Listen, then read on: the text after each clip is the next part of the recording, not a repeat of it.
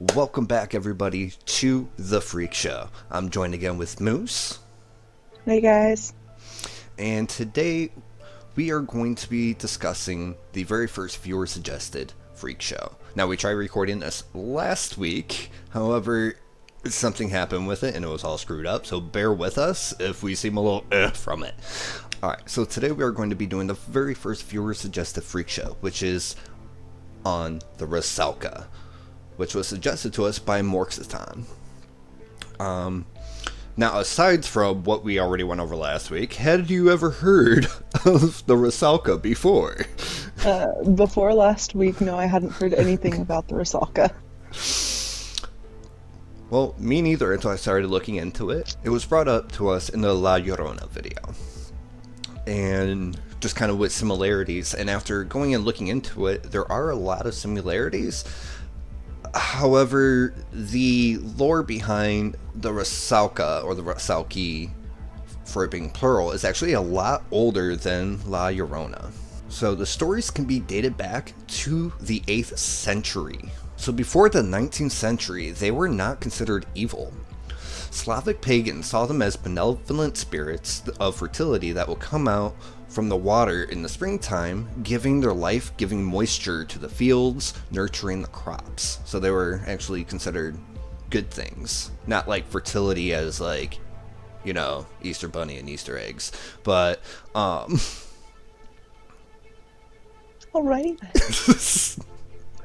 but like they would come out I and... get what you mean. Alright, good. However, after the... Kind of like a Demeter situation? I know this. This is Greek mythology. It's not clicking, though. Goddess of grain? Was she the one that was married to Hades? No, that's her daughter, Persephone. Oh, okay. However, after the 19th century, they seemed to change for some reason. The Rusalki became restless, dangerous spirits. Often spirits that either committed suicide by drowning themselves due to an unhappy marriage, or drowned by their lovers, especially after the woman would become pregnant with an unwanted child. The Rusalka would then have to spend a designated time on Earth. However, initial Slavic folklore suggests not all Rusalki deaths were caused by water. I wasn't able to find anything as far as like any exact time frame at all, so yeah. However, could you imagine that? Just imagine, like, you get like, okay, we're going way back in the day, you get knocked up out of wedlock and the guy drowns you, you go to heaven, and then you get told, oh nope, you know what, you got to go back down. You got to go back down and spend another 100 years down there, killing people. I don't want to spend the time I'm here on Earth. If they send me back down, that's it. Everybody on this no wonder they're killing everybody. Everybody on this bitch had it. Especially the guy who drowned me. He's done for. I'm gonna drive his ass nuts. Well, that's actually one of the things. Hang on. Because it tends to get a little different depending on like where things are from, like the lore behind it. So, it is said that when a woman dies in or near a body of water, they return to haunt the waterway. The Rusalki are not always malevolent, although it is said that if they are avenged, that their spirit would then be able to rest in peace. So I mean, in theory, a Rusalka could go and just like be waiting for that motherfucker just to come back. Just like, I wish you would. I wish you would. I hope this bitch can talk sign language, because they're gonna be seeing these hands, and that's it.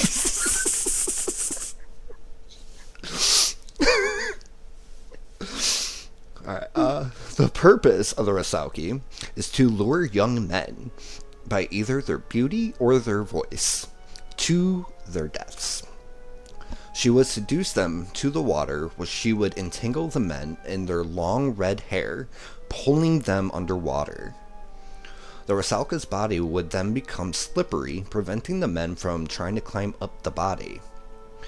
Sometimes the Rusalka would even go and tickle the man while he's underwater, laughing as she kills him quicker.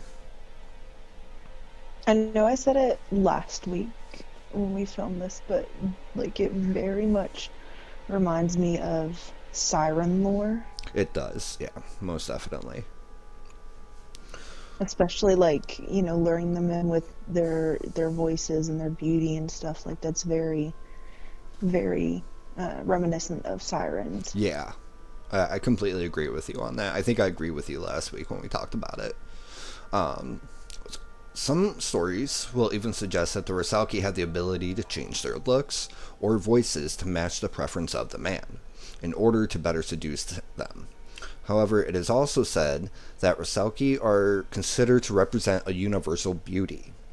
Lore even says that that some of the Slavic gods could not resist them even. They really said never change yourself for a man unless you finna kill him. Pretty much. That's the moral of today's story. Good night, everybody. But again, didn't last week you go and mention that like the sirens would go and kind of change their appearance? Yeah, I believe the term that I used was ultimate cosplayers. Yes. But they could like in a lot of the mythology they could change their appearance to like what would lure the men in. So like if a guy was, you know, partial to busty redheads, Mm-hmm. It'd be a big booby redheaded chick. Yeah, pretty much. Jessica Rabbit. I mean, I'm not bad. I'm just drawn that way. Now that you're thinking about it. Ultimate cosplayers. you forget I'm gay. I don't forget that at all, ever. Yeah, I just, it changes a little bit during like specific stories and specific lore, but for the most part, that is a very common thing with sirens, is that they change their appearance to like, and like several men could be seeing the same siren, and it would look like different things to each man. One man it would look like Jessica Rabbit, the other one like Carmen Diaz, and the third one like Barney. It's that weird titty magic. Did you miss the Barney comment? Nope, I heard it. Chose to ignore it. That's fair. That's fair. The Rusalka are respected as well as feared in the Slavic culture. While most of the lore suggests that the Rusalka cannot fully leave the water, there are some stories of them being able to climb trees, sit on docks, and even congregate together in fields to dance, although it is typically said that that only happens about once a year, usually in the summer. We'll get into that in a little bit. There are some region specifics as far as the lore goes, so depending on where you are, it's going to vary a little bit. So like while in Ukraine, they are often linked with water, in Belarus, they are associated with the forest and field. In places where the land is fertile, they are said to appear naked and beautiful. And then in Russia, the Rusalka appear as women on Kapala night, which is like kind of like it's supposed to be their shortest day of the year. Like their solstice type situation. Yes. And while they're having their festivities for the Kapala night, the Rusalka would appear as women, and they wouldn't harm anybody. They would just join in the festivities. So they like to party on Garth. Party on, Wayne. Excellent! In harsher environments, they appear as big-breasted Amazons. Death by Snoo Snoo.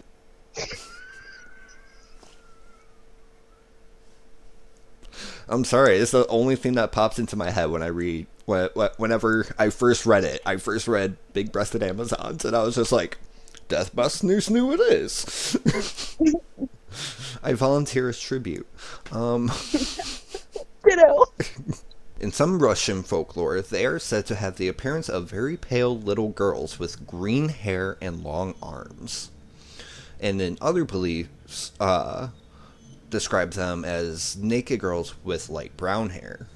In Poland, water Rusalki are said to be younger with fair hair, while the forest Rusalki are more mature with black hair. However, in both cases, if someone looked closely at them, their hair would turn green and their faces would distort. They would either tickle their victims to death or force them into a frenzied dance.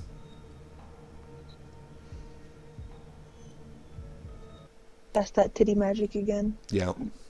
Like, at first it seems kind of like, okay, alright, which one do I want to go for? Do I want to go for the younger one with the lighter hair or the older one with the darker hair? And then it's just like, nope, don't matter. They're gonna get green hair and turn demon and kill you. Either way, I'm finna die. Yep. You know what? Maybe I'll take... I think I want to go out like those people in France and just dance myself to death. That's fair. In early June, there's what is known as Rusalka Week, which is when the Rusalka are at their most dangerous. It is said that during Rusalka Week, they are able to leave the watery depths and will hang from tree branches. During this week, swimming is strictly prohibited to prevent swimmers from being pulled down and drowned. At the end of the week, people would perform a ritual that would banish the Rusalki. It was even performed as entertainment in Ukraine, Belarus, and Russia until the 1930s. It's still celebrated as in some places and is now known as Green Week, which just sounds like a day for recycling. Yeah. I think, didn't I have... Yeah, I had a theory on that last week, Yeah. that if... You know, that was during that week every time of the year. Maybe that was like a strong current or Yeah. something like that. And they was, were like, blaming it on the out. Rusalki. Yeah, and you know that could have like been it originally, and then like later on, as you get to track like oceanic and weather patterns and stuff, you see, you know, that's what that's caused by, and they still do it just out of like tradition. Yeah. Which it very well could be, because I mean, it says here that up until the 1930s, they were still performing the ritual just as entertainment, meaning by the 1930s, they knew that it wasn't really a thing. Mm-hmm. Something else that I don't have in my notes, but I remember us discussing last week, is that there's actually a opera called the Rusalka, and it's a lot like the Little Mermaid. This is just from what I've read. I haven't read a whole lot about it, but she goes and she sees a guy swimming in her water, and she wants to go and be with him, and then the dad is just like, no, you can't do that, and then Baba Yaga goes and it's just like, oh yes you can, but, and then like, but at the end of it, I believe it says that she kisses him to death. He's just like, no, kill me. I'd rather die than be without you or something. I don't know. And so she kisses him and he dies. So. Alright. What the twist? Twisted tea.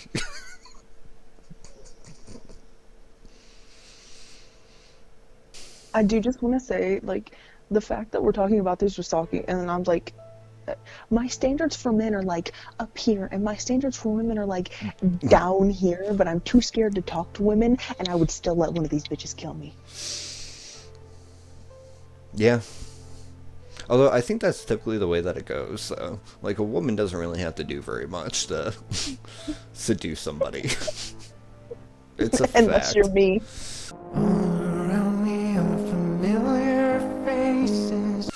Thank you guys very much for watching this week's Freak Show. Hope you guys enjoyed it, found it educational, found it funny, and be sure to let us know down in the comments if there's any other topics that you want us to cover. And then also be on the lookout because we've actually got a couple surprise videos coming out soon. And then also please don't forget, you guys, that we are now live on Twitter. Moose is handling our Twitter page.